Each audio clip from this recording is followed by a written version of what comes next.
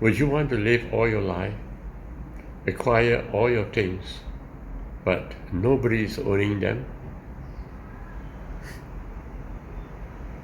Do you want to have an idea of yourself, a David Chiu, for example, but nobody is really owning the David Chiu?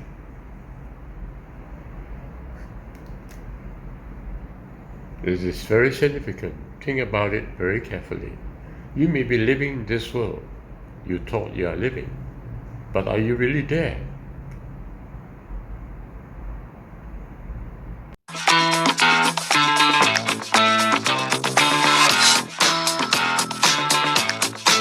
was quite amused by this clip that I recorded. When I look at it at the beginning, I thought it was kind of a fake. And why is that so? Because the question in my mind is there a closed circuit? Unless there's a closed circuit, electricity cannot be wired through. So the question now is there a closed circuit? Now you look at it.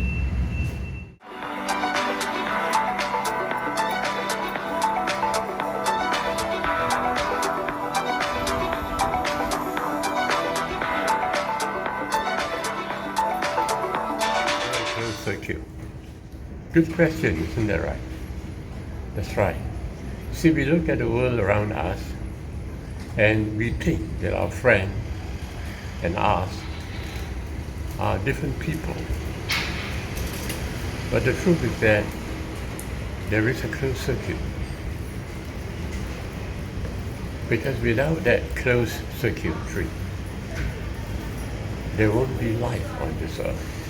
And there won't be life at all. They're all part of one being. There is a closed circuit. We can't see. We don't really see. We saw separated entities all over. But the truth is that we are just one.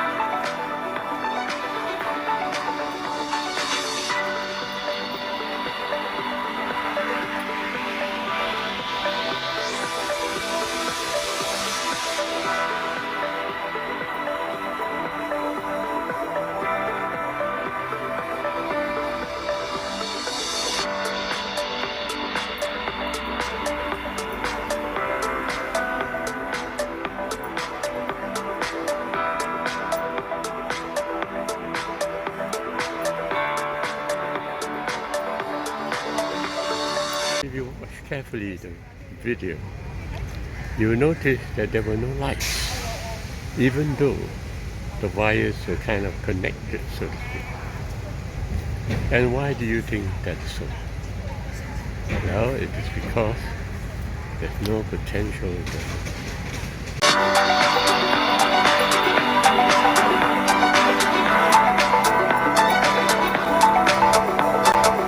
So notice there can be no potential difference if the magnets were not connected in some way or other. Although the magnets were having opposite polarities, but they are not exactly connected. So you need to have some kind of connection between them with a potential difference, as a result of which you find electricity manifesting itself. Endless cycle of yin and yang. And there is a continuous battle that exists between yin and yang. Two opposite polarities that construct space-time. And If you are seeking to take an advantage over another person's space-time by overcoming over the other side, then you would be simply winning your game only on space and time level. But there is no power. The power within each of us lies in our ability to actually form a circuit between opposite polarities of different potential differences. Yes, I understand that you want to get what you want in this world you live in. I understand that you want to achieve your desire, to find success. Is a correct attitude. But overcoming another person's wishes is not the way there. Just get it straight. We have to form a circuit, a closed circuit between the two of us, between everyone that we meet. No matter what we do to convince another person that his way of thinking is wrong, no matter what we do to convince the other party that we want this way and their way of doing it is incorrect, no matter what we do, it doesn't pay off. Why? Because temporarily, it appears it does. Temporarily only. But the yin-yang is a cycle. So you win here, but you actually losing here. So ultimately, there is no effect. It's just simply keeping yourself busy and making yourself unsatisfied. Moses saw this problem as well. While he was helping the people to escape from Egypt, escape from the wilderness, to reach the promised land, while he was helping them to do that, what happened is that the people are so delighted with idol worship that they worship a cow along the way. Moses was kind of perplexed. Why do you have to do that? There is a power at Mount Sinai. Why must you rely and worship an idol? Worship your mind. Moses was asking the question. But Moses realized something very significant. When he went up to Mount Sinai, what did he tell God? The story says that he said that he was willing to be wiped out. That's right. He was willing to be removed from the Torah. In other words, Moses was willing to die, to cease to exist, if God will not yield to his request to bring his people to the promised land. Wow, that's how powerful it is, Moses is. But notice very interestingly, Moses did not try to convince the Israelites not to worship idols. He got angry, but he wasn't trying to convince them. And God said very clearly at that point in time, your people have sinned and therefore they must die. Wow. What would you do if you were Moses? Moses understood the secret of life. And so what he did was this. Instead of battling with the yin and yang, instead of telling God, please do this and please do that, because it's all a mental thing, right? So instead of doing all that, he didn't do all that. What he said was, remove me from the Torah. Let me die if I don't get what I want. Gosh, are you able to do that? That is actually exactly what I meant when I said you need to close the circuit. The yin and yang cannot be one by simply using your kung fu. Can't do that. The yin and yang is one only where you form a circuit and you realize that there is just one being, yourself. That's right. That one being which is equivalent to what you say, nothing. Because that's what Moses said, let me die. Very interesting here. Let me die is the power to overcome all things. That's what Jesus said, except a corn of wheat dies, it bears no fruit. The corn must die, then it will bear fruit. The secret of life is death. And that's what happened to me. When my father passed away, I died with him. I resurrected only because of one thing. I died. Yes, that's right. Overcoming the yin-yang world is not the right way to do it. You have to become nothing. Absolutely right. In my last video, I mentioned something very significant. I said that it is impossible not to be an imposter. The minute we came into this world of space-time, we are like imposters. So the solution is actually death. It is when I die, that's when the circuit is formed. That's when I am everything. Why do I say that death is very important? It's because when there's a yin and there's a yang, how do you actually merge them together? You can't. There are always one positive, the other one negative. The way to merge is for both of them to cease. That's how you merge. That's why Moses chose death. That's why Jesus chose death. Not an easy solution, of course. But death is equivalent to I am. And when I say death, I didn't mean that you should mentally die. No, I didn't mean that. You see, when my father passed away, I had a stroke. I actually had a death experience. It's not something that you could bullshit yourself by saying, oh, I lied. I meditated to the extent that I was completely somewhere in outer space and I died. No, it's not like that. It's a very painful thing. That's what I'm trying to bring in. That's right. Life can be very painful. And it's indeed so, right? When you experience moments of tremendous difficulty. It's in those moments when actually life can take a turn and a change. And suddenly you have escaped death and returned to life. That's what I meant. I don't mean somebody who just simply sit down, relax, and empty his mind and say that he died. That is not death. That is mental death. That is bullshitting ourselves.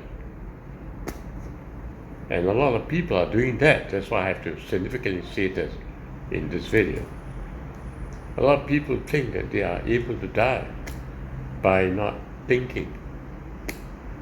That is actually the easiest thing to do. That is how I noticed the story of Jesus. He went to the cross. Gosh. Father, forgive them, for they do not know what they do. Notice that in death, we actually forgive. Notice that in death, we actually overcome everything. That's why Jesus said, I am the resurrection and I am the life. He who believes in me shall not walk in darkness. Although he is dead, he shall live. What is happening? Notice, death is equivalent to I am. That's right. I understood I am because I had participated in death for 3 years. My body was totally weakened. I have business going on which I have to cease altogether. Everything has to wait. It was a tremendous pain and sorrow for my life. But then at the end of that third year, 3 angels came to see me and told me that they have come to answer my prayer. What prayer did I have? I remember in those 3 years I told God, why is it that I haven't gone through half of my time? I'm only 30 plus, and how is it that you would want to take away my life? I was asking God, can you spare me? I want to live. And the angels came and gave me very strict instruction. He told me exactly what to do, to enter a place between life and between death. He said that if you could enter in between, all your prayers will be answered. Everything that you wanted to achieve, you can achieve. At that moment when I heard that message, I couldn't quite understand what it's all about. But then, mysteriously, I was led to meditate. I was told that I have to observe my thoughts from the observer. I don't know how to do that actually, but I just tried my best. That's right, nobody taught me anything. It was just the angel who told me that I had to do that. And for 10 long years I did that, without any results. Can you believe it? Without any results. I was just observing my thoughts. So what? I asked myself. But mysteriously, on that 10th year, when I observed the thought from the observer, suddenly the thought turned to breath. Myself turned to breath. Then I began to realize there is a place that is between death and life. A place I call I am. Many times in my video, I would emphasize to you, reality is I. All that I'm seeing in this world, all that I experience, I don't know. Reality is nothing to do with whatever I'm seeing or experiencing. Reality is I. How do I explain this to you? Many times in the video I will tell you that thoughts are actually breath. And I've been telling that to all my friends, but nobody understands what it's all about. Most people think that thoughts are images. Most people think that thoughts are just kind of a simulation, a mirror effect. But the truth is that thoughts, when you enter into the thoughts, they're actually breath itself.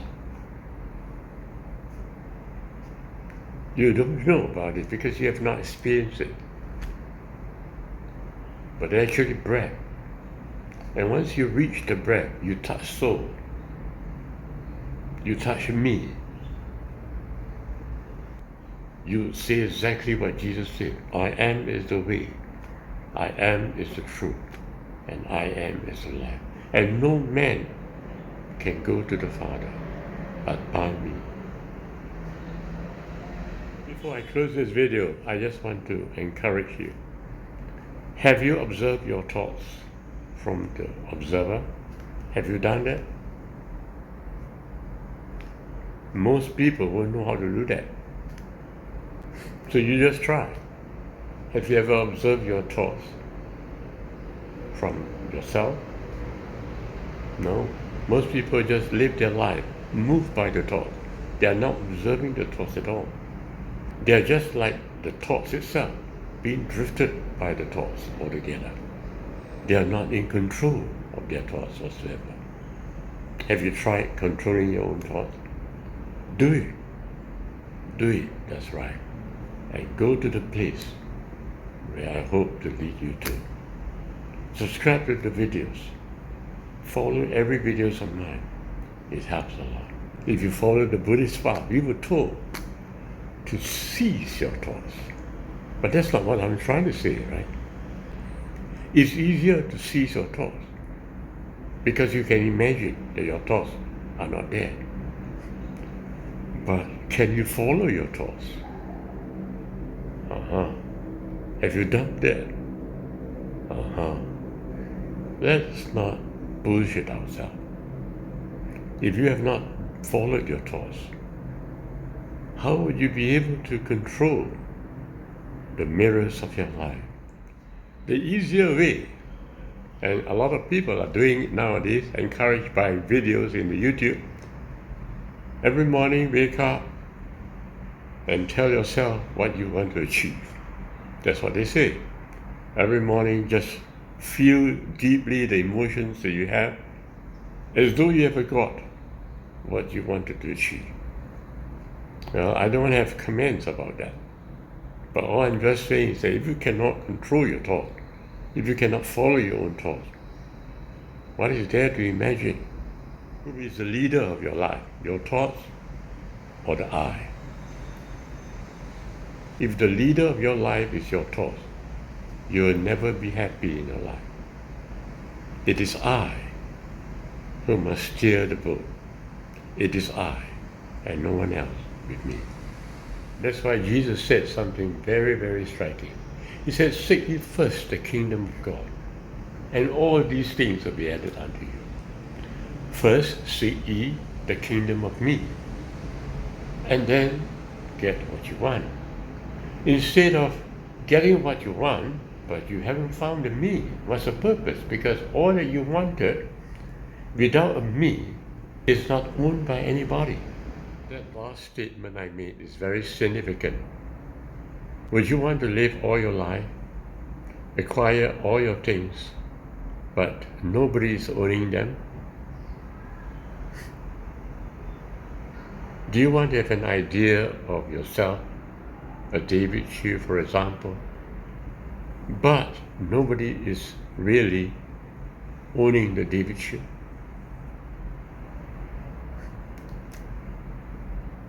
This is very significant. Think about it very carefully. You may be living this world you thought you are living, but are you really there?